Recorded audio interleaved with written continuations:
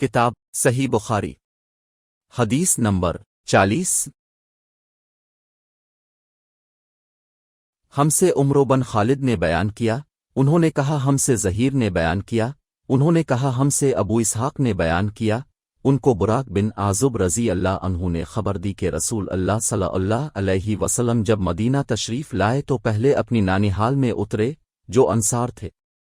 اور وہاں اب صلی اللہ علیہ وسلم نے 16-17 ماہ بیت المقدس کی طرف منہ کر کے نماز پڑھی، اور اب صلی اللہ علیہ وسلم کی خواہش تھی کہ اب کا قبلہ بیت اللہ کی طرف ہو۔ جب بیت اللہ کی طرف نماز پڑھنے کا حکم ہو گیا تو سب سے پہلی نماز جو اب صلی اللہ علیہ وسلم نے بیت اللہ کی طرف پڑھی عصر کی نماز تھی۔ وہاں اب صلی اللہ علیہ وسلم کے ساتھ لوگوں نے بھی نماز پڑھی۔ پھر اب کے ساتھ نماز پڑھنے والوں میں سے ایک آدمی نکلا اور اس کا مسجد بنی حارثہ کی طرف گزر ہوا تو وہ لوگ رکوع میں تھے۔